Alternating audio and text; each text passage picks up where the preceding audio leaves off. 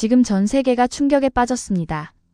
미국이 한국의 핵잠수함 건조를 전격 승인했다는 소식이 단 1분 만에 전 세계로 퍼져나갔습니다.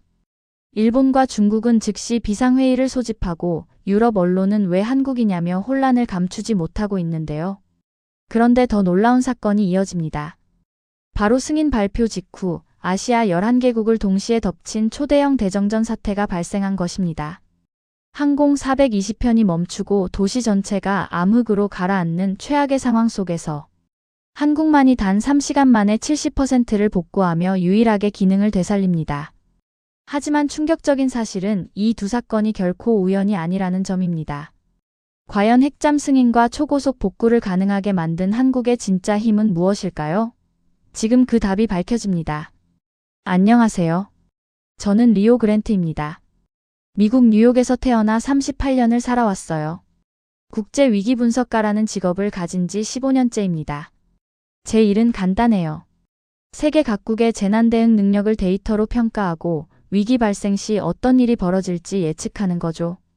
73개국을 분석해왔고 그중 72개국에서 제 예측은 맞아떨어졌습니다. 11월 첫째 주 금요일 밤 9시 뉴욕 42번가에 있는 제 사무실은 고요했어요.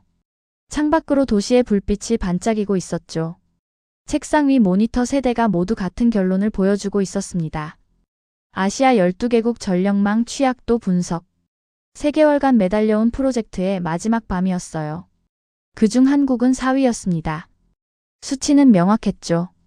전력 의존도 92.7%, 예비 전력 전환 시간 평균 18분, 복구 시나리오 모델 47개 중 43개가 48시간 이상 소요. 이건 감정이 아니라 데이터였어요.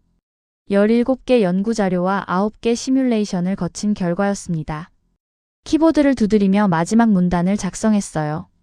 한국의 전력 시스템은 고도화되어 있으나 단일 장애 발생 시 연쇄 붕괴 가능성이 높다. 특히 전국 단위 정전 상황에서는 복구 시간이 최소 48시간을 초과할 것으로 예측된다. 저는 이 문장에 확신이 있었습니다. 휴대폰이 진동했어요. 상사로부터 온 메시지였습니다. 보고서 검토 완료. 월요일 UN 산하위기관리위원회에 제출 예정. 수고했네. 저는 파일을 저장하고 의자를 뒤로 젖혔죠. 한 단계가 끝났어요. 모니터 왼쪽 화면에는 한국의 지하철 노선도가 떠 있었습니다. 서울 지하철 1호선부터 9호선까지 경기 인천 연결망까지 합치면 하루 평균 이용객 800만 명. 전력이 끊기면 이 모든 게 멈춰요. 병원 중환자실 347개소, 통신기지국 12만 7천 개, 신호등 47만 3천 대. 숫자는 거짓말을 하지 않았죠. 책상 서랍에서 커피를 꺼내 마셨습니다. 쓴맛이 혀끝을 감쌌어요. 한국에 대한 제 평가는 냉정했지만 악의는 없었죠. 다만 현실을 있는 그대로 본 것뿐이었습니다. 작은 나라가 높은 기술력을 가졌다 해도 국가 전체가 멈추는 순간을 대비할 수는 없어요. 오후 3시 동료들과 최종 검토 회의를 했던 장면이 떠올랐습니다. 회의실 테이블에 앉은 6명의 분석가들 앞에서 저는 말했어요. 수치로만 보면 한국은 48시간을 버티기 어렵습니다. 감정은 모델에 포함되지 않으니까요. 루카스가 고개를 끄덕였죠. 다른 동료들도 이 일을 제기하지 않았습니다. 그때 막내 연구원이 조심스럽게 물었어요. 그런데 한국 사람들은 빠르다고 하던데요. 그런 건 변수가 안 되나요? 저는 그래프를 가리키며 대답했습니다. 국민성은 정량화할 수 없어요. 우리는 시스템을 봅니다. 시스템이 무너지면 아무리 빨라도 소용없죠. 동료 루카스가 보낸 이메일이 도착했어요. 리오, 자네 보고서 봤네. 역시 정확해. 한국은 과대평가된 케이스지. 일본이나 싱가포르와는 체급이 다르지 않나? 저는 답장을 보내지 않았습니다. 루카스는 유럽 출신 평가위원으로 늘 일본 중심의 분석을 선호했죠. 모니터를 껐습니다. 화면 속 한국 지도가 천천히 사라졌어요. 48시간. 그게 제가 계산한 한국의 한계였습니다. 물론 그들이 빠르게 움직이는 국민성을 가졌다는 건 알고 있었어요. 하지만 위기 상황에서 국민성은 변수일 뿐 상수가 될 수 없었죠. 가방을 들고 사무실을 나섰습니다. 복도는 조용했어요. 엘리베이터 안에서 제 얼굴이 거울에 비쳤습니다. 38살, 백발이 조금씩 늘고 있는 이마, 그리고 확신에 찬 눈빛. 저는 틀린 적이 거의 없었죠. 2019년 중동 전력망 사태, 2021년 동남아 통신 마비, 2023년 유럽 한파 위기. 모두 제 예측 범위 안에 있었습니다. 밖으로 나오자 차가운 바람이 얼굴을 스쳤어요. 11월의 뉴욕은 언제나 이랬죠. 저는 걸으며 생각했습니다. 한국이 제 예측을 깨뜨릴 가능성은 8.3% 미만이에요. 통계적으로 무시할 수 있는 수준이었습니다. 그날 밤 저는 그 8.3%가 제 인생을 완전히 바꿀 줄 몰랐어요.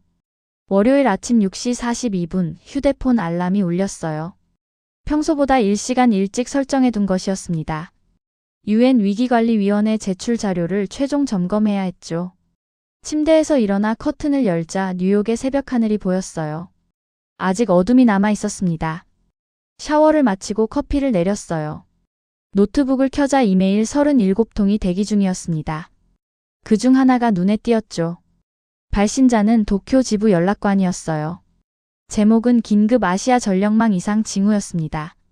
메일을 열었어요. 리오, 중국 남부 광둥성 송전 개통에서 주파수 불안정 감지. 현재 모니터링 중. 48시간 내 상황 악화 가능성 있음. 저는 커피잔을 내려놓고 화면을 응시했습니다. 주파수 불안정.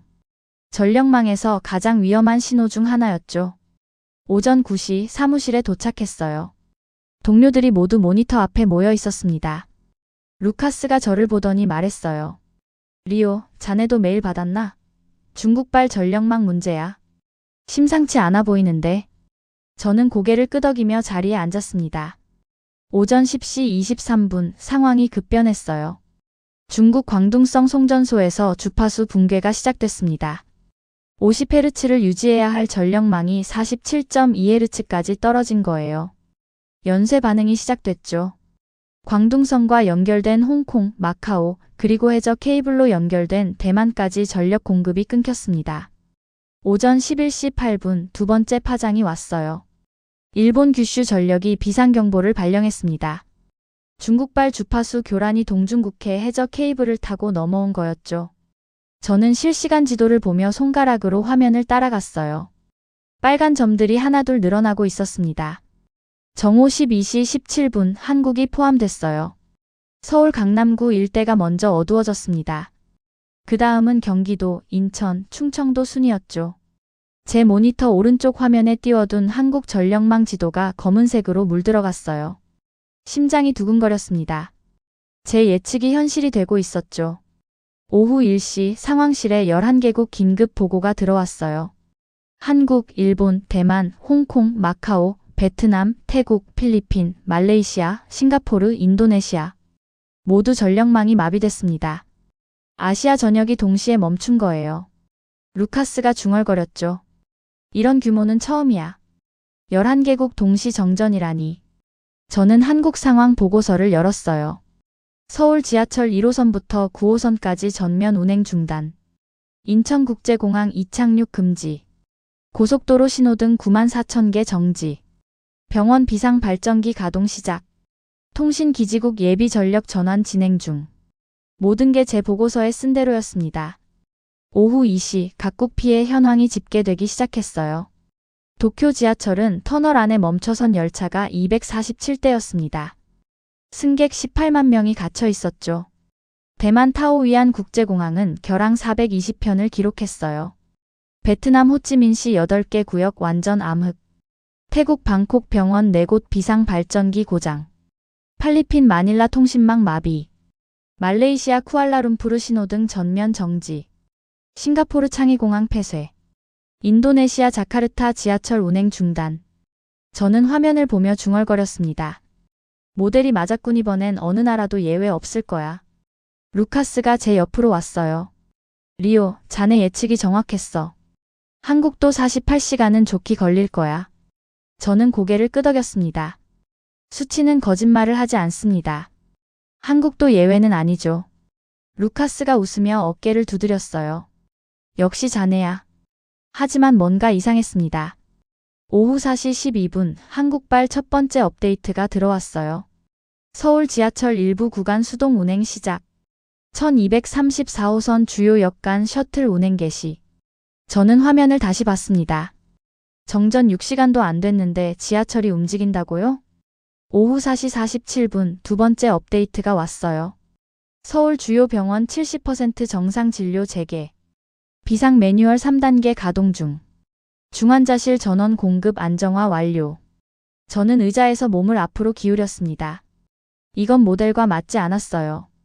48시간이 아니라 6시간도 안 돼서 병원이 돌아간다고요?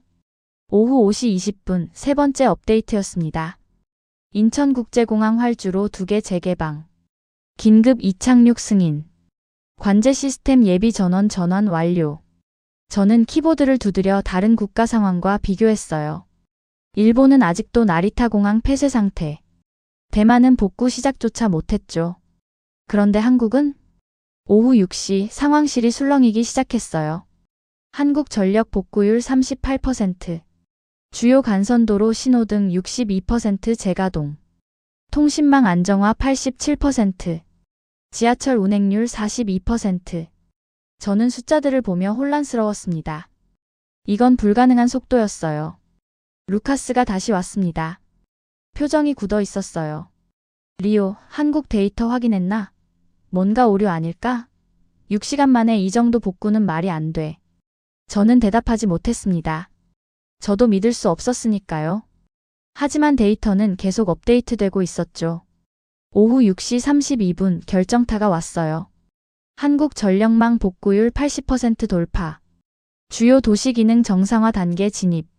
저는 모니터를 멍하니 바라봤습니다. 제 확신이 6시간 만에 무너지고 있었어요. 책상 위 커피는 이미 식어 있었습니다. 화요일 오전 7시 15분 저는 사무실에 가장 먼저 도착했어요. 어젯밤 집에 돌아갔지만 잠을 이루지 못했습니다.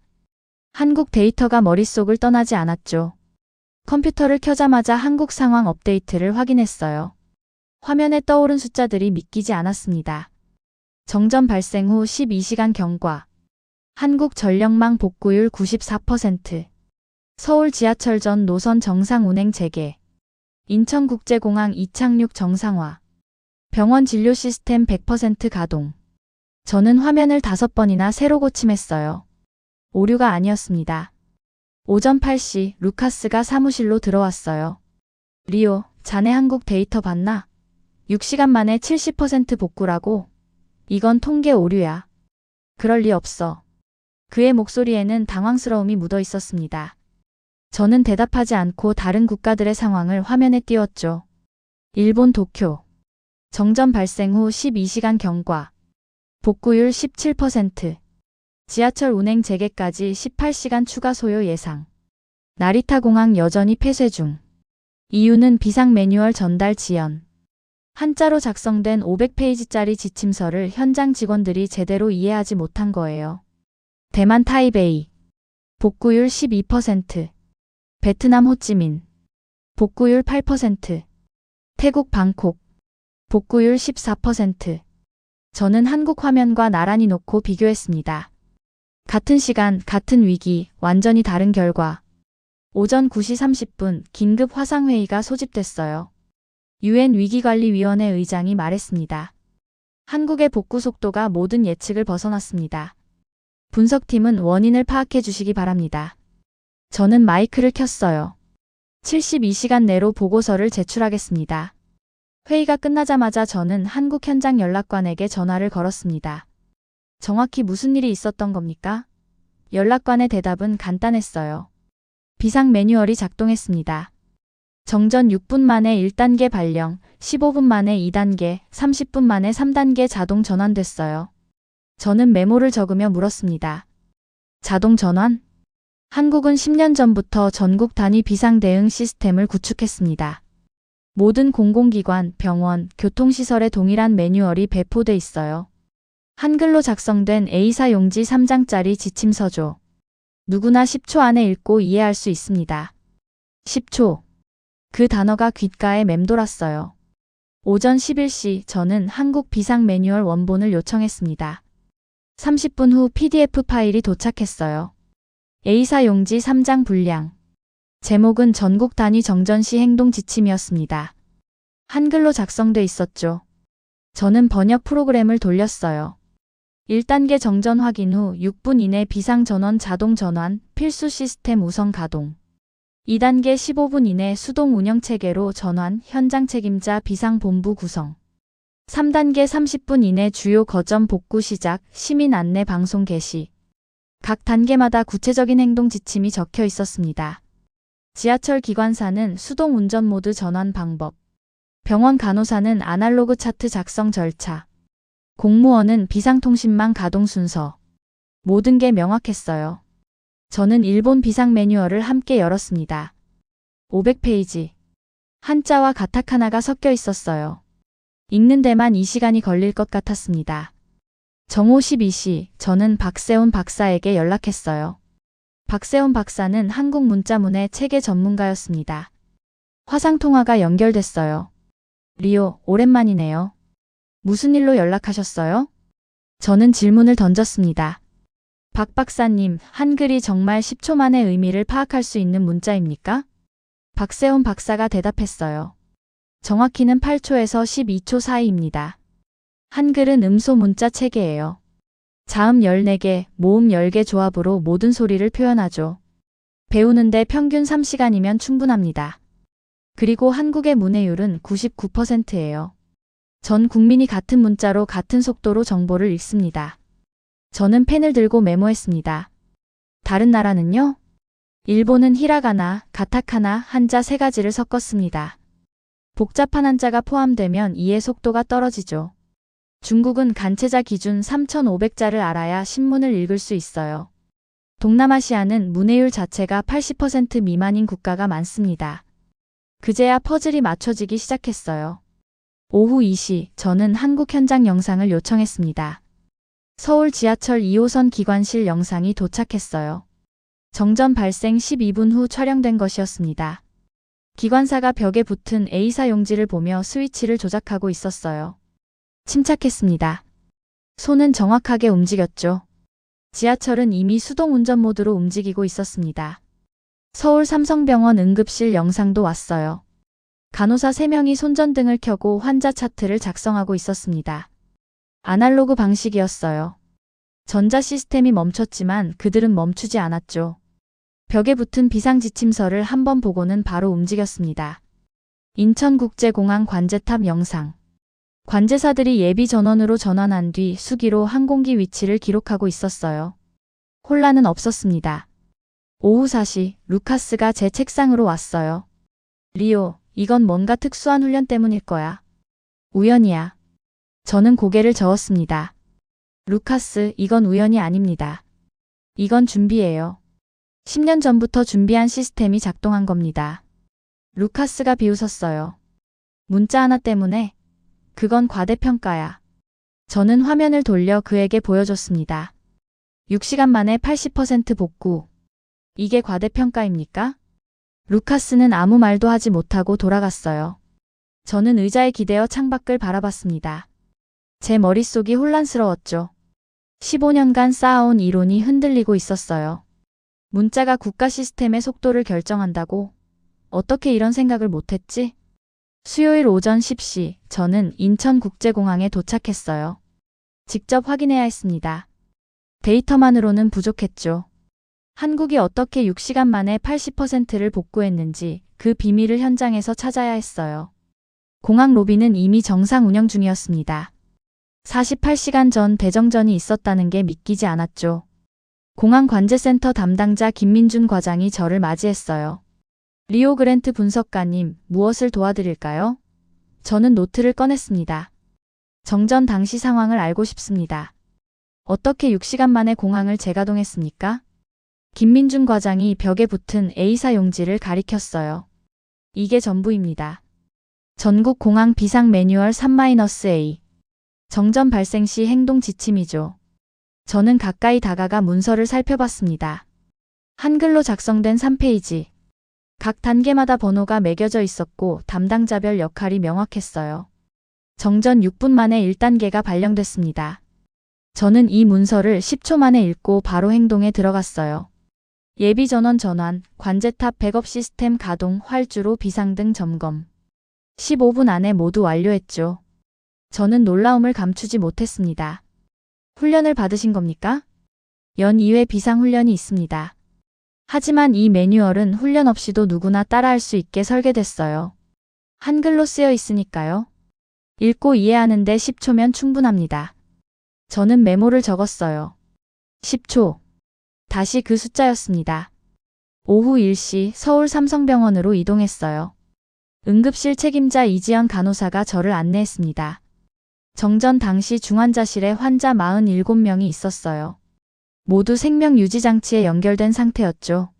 저는 당황하지 않았습니다. 벽에 붙은 비상 매뉴얼을 보고 즉시 행동했어요.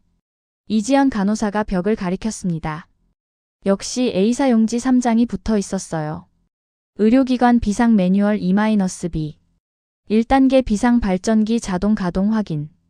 2단계 수기 차트 작성 전환. 3단계 아날로그 의료 장비 준비. 저는 이 순서대로 움직였습니다. 15분 안에 모든 환자가 안정됐어요. 저는 질문을 던졌습니다. 전자 시스템이 멈췄는데 어떻게 진료가 가능했습니까? 한국 병원은 아날로그 백업 시스템을 의무적으로 갖춰야 합니다. 종이 차트, 수동 혈압계, 청진기, 손전 등. 10년 전부터 준비된 시스템이죠. 그리고 이 매뉴얼 덕분에 모든 간호사가 같은 방식으로 움직였어요. 저는 메모장에 적었어요. 한글 기반 매뉴얼 10초 이에 즉시 실행 15분 안정화. 오후 4시 서울 지하철 2호선 기관실을 방문했습니다.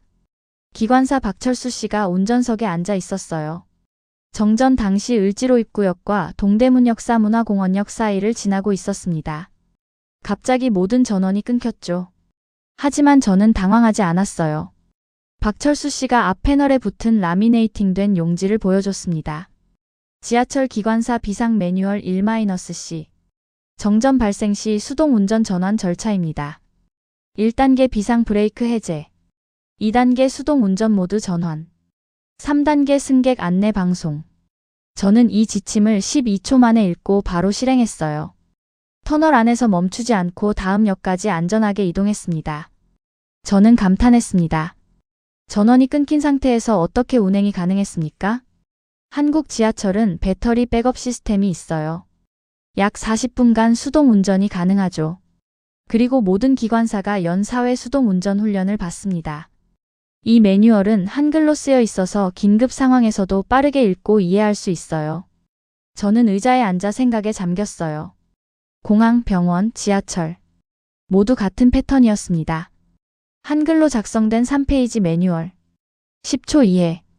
즉시 실행. 오후 6시 숙소로 돌아왔습니다. 노트북을 열고 오늘 수집한 데이터를 정리했어요. 한국의 비상 대응 시스템은 단순했습니다. 핵심은 한글이었죠. 99% 문해율. 전 국민이 같은 속도로 같은 정보를 읽고 이해하는 시스템. 저는 일본 데이터를 다시 열었어요. 도쿄 지하철. 정전 발생 후 18시간 지연. EU 비상 매뉴얼 5회. 한자 수동운전을 일부 기관사가 수동운송으로 잘못 읽었습니다. 의미가 달랐어요. 혼란이 발생했고 재확인 절차를 거치느라 18시간이 지연됐죠. 한국은 12초 만에 움직였는데 일본은 18시간을 허비한 겁니다. 저는 손으로 얼굴을 감쌌어요. 문자 하나의 차이가 18시간을 만들었습니다. 휴대폰이 울렸어요. 루카스였습니다. 리오, 자네 지금 한국에 있다며? 무슨 결론을 내렸나? 저는 잠시 침묵했습니다. 루카스, 제 모델이 틀렸어요. 한국의 힘은 경제력이나 기술력이 아닙니다. 문해력이에요. 한글이라는 문자가 국가 시스템의 속도를 만들고 있습니다. 루카스가 비웃었어요. 리오, 자네 정신 차리게. 문자 하나로 국가 위기를 극복한다고? 그건 비과학적이야. 저는 대답했습니다. 숫자를 보십시오. 한국 6시간, 일본 18시간 이상. 이게 우연입니까? 이건 시스템입니다. 루카스가 전화를 끊었어요. 저는 창밖을 바라봤습니다. 서울의 야경이 반짝이고 있었어요. 48시간 전 이 도시는 어둠에 잠겼었죠. 하지만 지금은 빛으로 가득했습니다. 문자가 국가 시스템의 속도를 결정한다고? 어떻게 이런 생각을 못했지? 목요일 오전 9시, 저는 서울 호텔 방에서 뉴스를 보고 있었어요. CNN 국제뉴스가 한국의 복구 속도를 다루고 있었습니다. 아시아 대정전 사태에서 한국만이 6시간 만에 80% 복구를 달성했습니다. 국제사회는 한국의 위기 대응 능력에 주목하고 있습니다. 앵커의 목소리가 차분했어요. 저는 커피를 마시며 노트북을 열었습니다. 오늘은 박세훈 박사와의 두 번째 미팅이 예정돼 있었죠. 그때 휴대폰 알림이 울렸어요. 긴급 뉴스 속보였습니다. 미국 백악관 발표 예정 APEC 정상회의에서 중대 발표 있을 예정. 저는 화면을 응시했어요. 무슨 발표일까요? 오전 11시 박세훈 박사를 만났습니다. 서울 광화문이 한 카페였어요. 박세훈 박사는 자료 뭉치를 가져왔습니다. 리오 한글 시스템 자료입니다. 한국이 10년 전부터 어떻게 준비해왔는지 정리했어요. 저는 자료를 펼쳤어요. 2015년부터 시작된 국가 비상 대응 표준화 프로젝트. 모든 공공기관의 한글 기반 3페이지 매뉴얼 배포. 연 2회 이상 비상 훈련 의무화. 99% 문해율 기반 단일 언어 체계 확립. 한국은 작은 나라입니다. 그래서 효율이 생명이죠. 한글은 그 효율의 핵심이에요. 배우는데 3시간, 읽는데 10초. 이보다 빠른 문자 체계는 없습니다. 저는 고개를 끄덕였습니다. 그런데 왜 다른 나라는 이런 시스템을 만들지 않았을까요? 문자가 복잡하니까요. 일본은 3가지 문자 체계를 섞어 쓰고 중국은 수천 개 한자를 알아야 하죠. 한국만이 가능한 시스템입니다. 오후 1시 30분 휴대폰이 다시 울렸어요. 루카스였습니다. 리오, 지금 당장 뉴스 켜봐. 미국이 뭔가 발표했어. 목소리가 떨리고 있었어요. 저는 박세훈 박사에게 양해를 구하고 노트북으로 뉴스를 켰습니다. 화면에 백악관 브리핑룸이 나타났어요. 미국 대통령이 연단에 서 있었습니다. APEC 정상회의장. 각국 정상들이 앉아 있었죠. 대통령이 입을 열었어요. 오늘 우리는 중요한 결정을 발표합니다. 미국은 대한민국의 원자력 추진 잠수함 건조를 공식 승인합니다. 저는 화면을 멍하니 바라봤습니다. 핵잠수함, 원자력 추진 잠수함.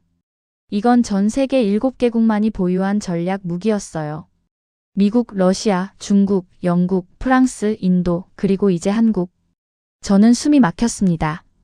카메라가 일본 대표단을 비췄어요. 일본 총리의 얼굴이 굳어 있었습니다. 옆에 앉은 외무상은 서류를 떨어뜨렸죠. 일본은 지난 15년간 800조 원을 투자하며 핵잠 승인을 요청했어요. 번번이 거절당했습니다. 그런데 한국은 단 하루 만에 승인을 받았습니다.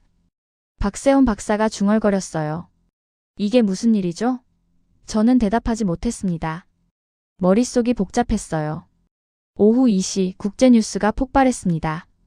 CNN, BBC, 알자지라, NHK.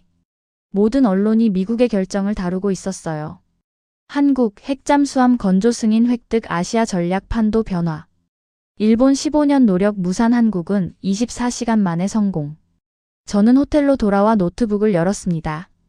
데이터를 찾기 시작했어요. 한국과 핵잠수함. 왜 지금인가? 연결고리가 있을 거예요. 오후 4시 루카스가 화상통화를 걸어왔습니다. 리오, 이건 외교적 결정이야. 대정전과는 무관해. 우연의 일치지. 그의 목소리에는 확신이 없었어요. 저는 고개를 저었습니다. 루카스, 우연은 없습니다. 무슨 소리야? 저는 침착하게 말했어요. 왜 한국이지? 왜 지금이지? 이건 외교가 아니라 신호야, 전략적 신호. 루카스가 침묵했습니다. 저는 계속 말했어요. 한국이 증명한 거예요. 위기 상황에서도 흔들리지 않는 시스템을 가진 나라라는 걸. 미국은 그걸 봤습니다. 6시간 만에 80% 복구. 이건 단순한 기술력이 아니에요. 국가 전체가 하나의 시스템으로 움직인다는 증거죠. 그게 핵잠수함이랑 무슨 상관이야? 핵잠수함은 기술만으로 운용할 수 없어요. 국가 전체의 지원 시스템이 필요하죠. 정비, 보급, 통신, 긴급 대응. 모든 게 완벽하게 연결돼야 합니다. 미국은 한국이 그걸 할 수 있다고 판단한 거예요. 루카스가 전화를 끊었습니다. 오후 6시 한국 국방부 발표가 있었어요. 대한민국은 미국의 승인에 감사드립니다. 원자력 추진 잠수함 건조는 국가 안보 강화를 위한 중요한 발걸음입니다. 짧은 발표였어요. 하지만 무게감이 있었습니다. 저는 창밖을 바라봤어요. 서울의 저녁 하늘이 붉게 물들고 있었습니다. 48시간 전 이 도시는 어둠 속에 있었죠. 하지만 6시간 만에 일어섰어요. 그리고 지금 세계가 한국을 다시 보고 있었습니다. 휴대폰이 울렸습니다. 한국 국방연구기관 한재혁 연구관이었어요. 리오 그랜트 분석가님, 제가 도움을 드릴 수 있을 것 같습니다. 내일 오전 10시 국방부 연구동에서 뵙겠습니다. 한국의 핵잠수함 이야기를 들려드리죠. 전화가 끊겼습니다. 저는 노트북을 닫았어요. 내일이 기대됐습니다. 금요일 오전 10시 저는 서울 용산구 국방부 연구동에 도착했어요. 보안 검색을 거쳐 3층 회의실로 안내받았습니다. 한재혁 연구관이 문을 열고 저를 맞이했어요. 40대 중반으로 보이는 그는 차분한 인상이었습니다. 리오 그랜트 분석가님, 환영합니다. 저는 자리에 앉았어요. 테이블 위에는 자료 몇 개가 놓여 있었습니다. 모두 대외비 도장이 찍혀 있었죠. 한재혁 연구관이 입을 열었습니다. 분석가님, 궁금하실 겁니다. 왜 한국이 하루 만에 핵잠수함 승인을 받았는지, 왜 일본은 15년간 800조 원을 투자하고도 실패했는지. 저는 펜을 꺼내 들었어요. 네, 정확히 그 질문 때문에 왔습니다. 한재혁 연구관이 자료 하나를 제 앞으로 밀었어요. 한국의 4,500톤급 잠수함 설계도입니다. 이 설계는 2015년에 완성됐어요. 10년 전입니다. 저는 눈을 크게 떴습니다. 10년 전이요? 그럼 승인도 받기 전에 이미 설계를 끝냈다는 말입니까? 정확합니다. 한국은 승인을 기다리지 않았어요. 미래를 준비했죠. 한재혁 연구관이 다른 자료를 펼쳤습니다. SMR 소형 모듈 원자로 엔진 개발 일정표였어요. 2017년 개발 시작, 2022년 프로토타입 완성, 2024년 성능 테스트 완료. 한국은 이미 원자력 추진 엔진을 만들었습니다. 승인만 기다리고 있었던 거예요. 저는 손으로 이마를 짚었어요. 그럼 대정전은? 대정전은 시험이었습니다. 한재혁 연구관의 목소리가 단호했어요. 미국은 한국이 핵잠수함을 운용할 능력이 있는지 확인하고 싶어 했죠. 기술력이 아니라 시스템 운용 능력. 국가 전체가 위기 상황에서 얼마나 빠르게 반응하는지. 저는 숨을 들이켰습니다. 그래서 6시간 만에 80% 복구가 증거가 된 겁니다. 한국은 위기 상황에서도 무너지지 않는 시스템을 가진 나라라는 것. 미국이 원한 건 그 증거였어요. 한재혁 연구관이 세 번째 자료를 꺼냈어요. 한글로 작성된 기술 문서였습니다. SMR 엔진 정비 매뉴얼. A사 용지 50페이지. 모두 한글이었죠. 이 매뉴얼은 엔지니어 교육 시간을 70% 단축시켰습니다. 한글로 작성됐기 때문이에요. 복잡한 기술 용어도 한글로 풀었으면 누구나 이해할 수 있죠. 일본은 한자와 영어를 섞었습니다. 이해하는데 시간이 3배 더 걸려요. 저는 메모를 적었습니다. 한글 기반 기술 문서 개발 속도 세계 최강. 한재혁 연구관이 계속 말했어요. 한국은 준비가 늦은 나라가 아닙니다. 늘 10년 먼저 시작하는 나라죠. 4,500톤급 설계는 10년 전. SMR 엔진은 8년 전. 비상 대응 시스템은 10년 전. 모두 승인 전에 완성됐어요. 저는 의자에 기댔어요. 머릿속이 복잡했습니다. 15년간 쌓아온 제 이론이 완전히 무너지고 있었어요. 그럼 승인 24시간 후 공개된 설계도는 사실 10년짜리였습니다. 한재혁 연구관이 단호하게 말했어요. 한국은 발표 전날 밤에 만든 게 아니에요. 10년 전부터 준비하고 다듬어 온 겁니다. 저는 손으로 얼굴을 감쌌습니다. 일본은 왜 실패했습니까? 기술력은 충분했습니다. 하지만 시스템이 없었죠. 일본은 각 부처가 따로 움직여요. 한자 문서, 영어 문서, 혼합 문서. 통합이 안 돼요. 한국은요? 한국은 모든 부처가 한글로 통합됩니다. 국방부, 산업부, 과학기술부. 모두 같은 언어, 같은 형식, 같은 속도로 움직여요. 이게 한국의 힘입니다. 문해력 99%. 단일 언어 체계. 10초 이해. 즉시 실행. 저는 펜을 내려놓았어요. 이제 모든 퍼즐이 맞춰졌습니다. 한재혁 연구관이 마지막 자료를 꺼냈습니다. 핵잠수함 1번함 건조 일정표였어요. 2026년 1월 착수. 2029년 12월 진수 예정. 한 명은 독도함으로 결정됐습니다.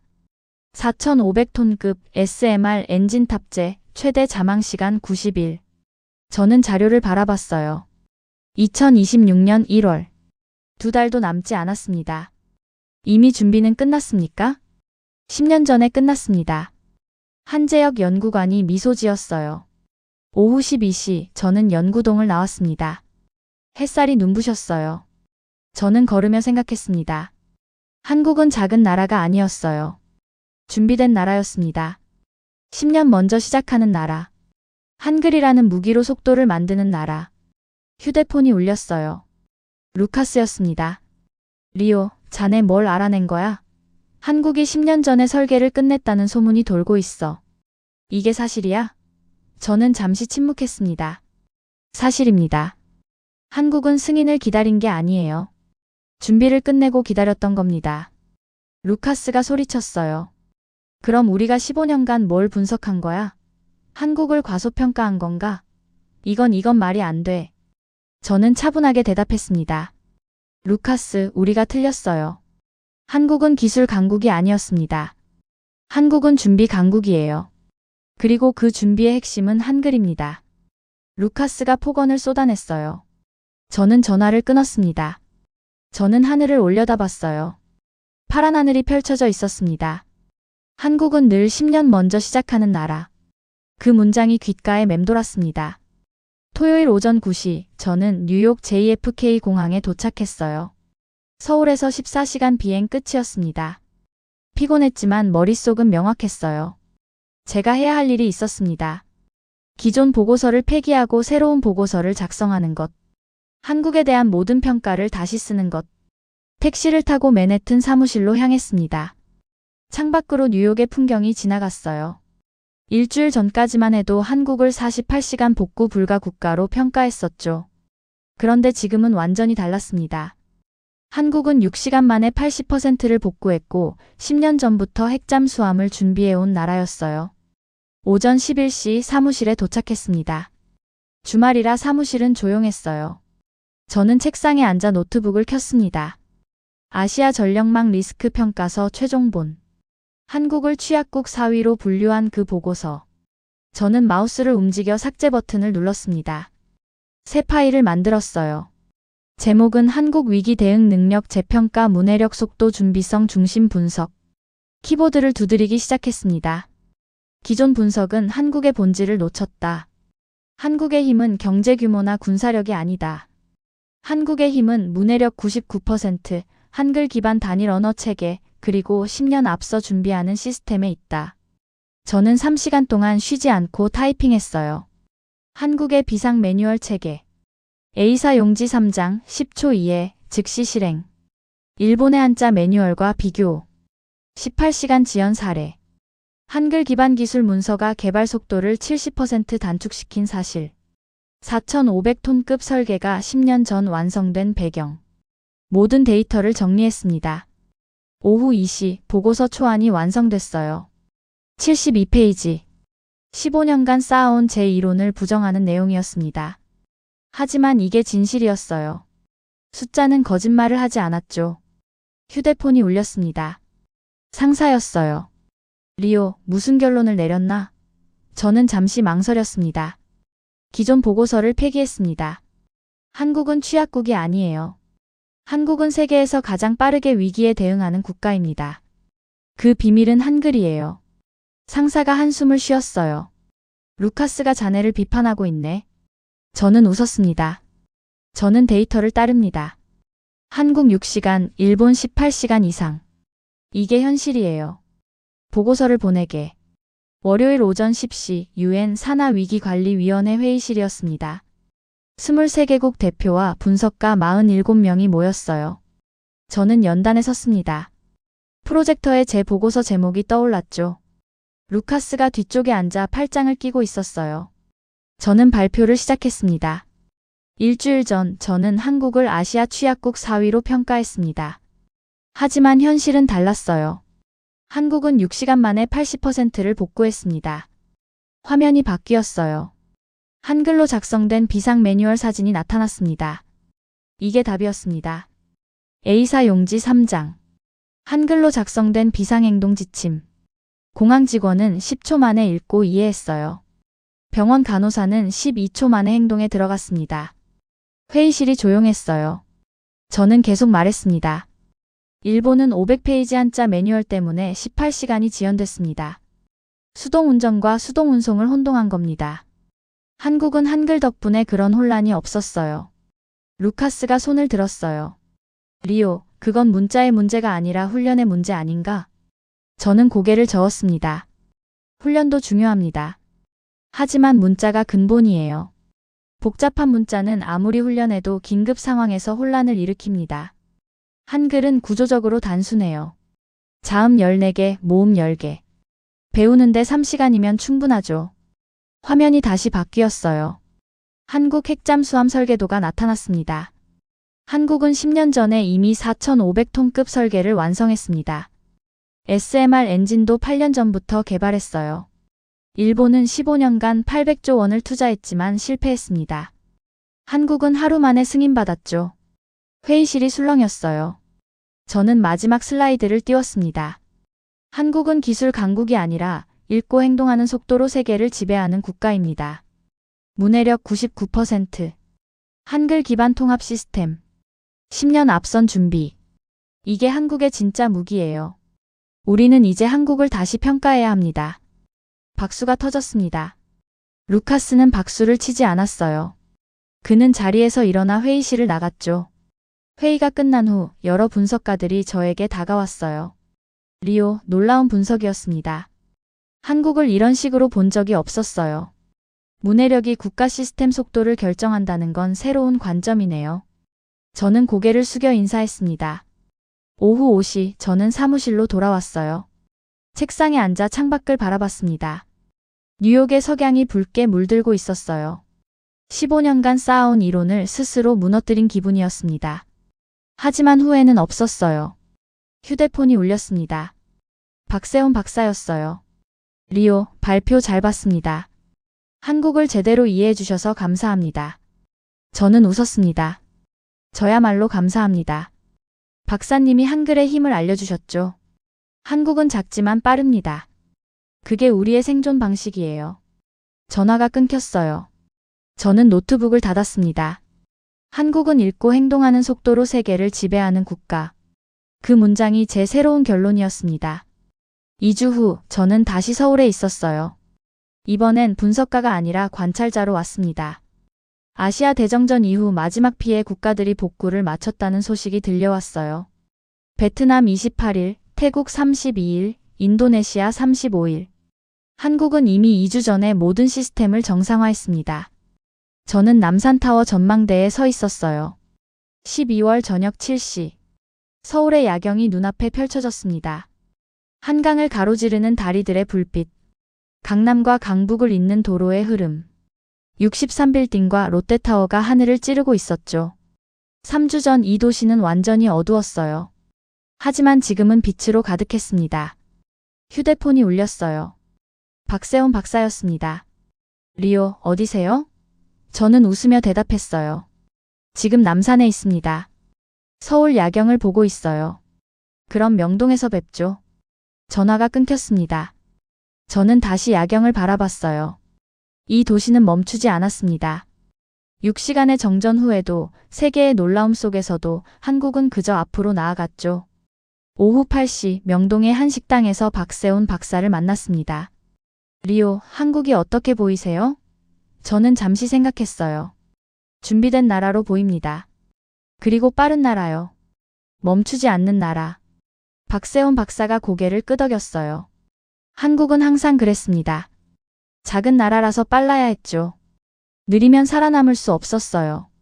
오늘 뉴스 보셨어요? 박세훈 박사가 휴대폰을 꺼냈습니다. 화면에는 한국 방산 수출 기사가 떠 있었어요.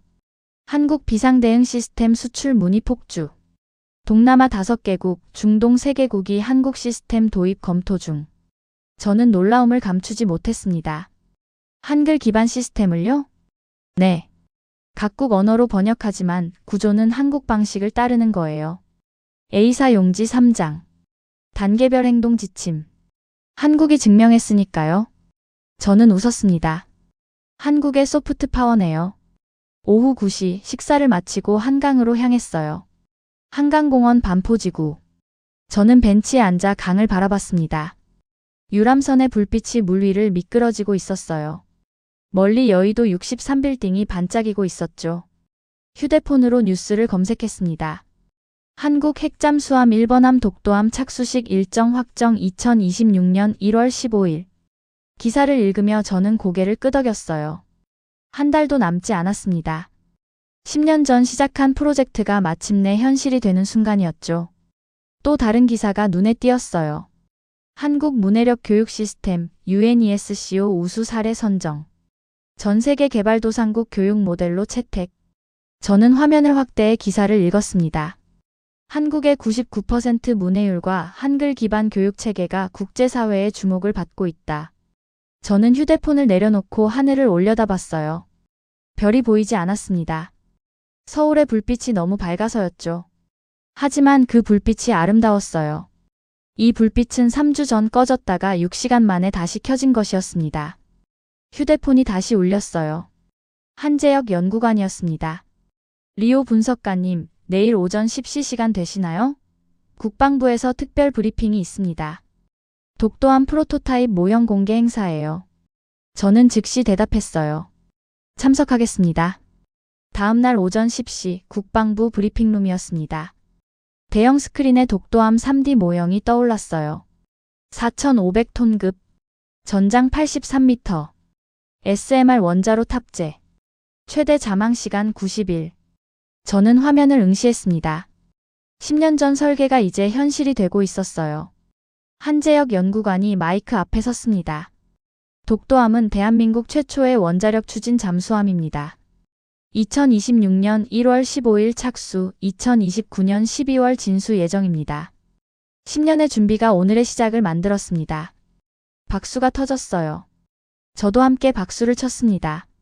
브리핑 직후 CNN이 국제특보를 발송했습니다. 한국 핵잠수함 프로토타입 착수 임박 아시아 해양 전략 판도 변화 예고.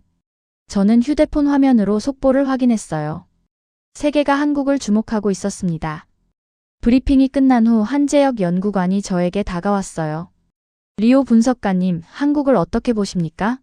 저는 잠시 생각했습니다. 한국의 첫 번째 무기는 기술이 아니라 한글이었다고 생각합니다. 한재혁 연구관이 미소 지었어요. 정확한 평가입니다.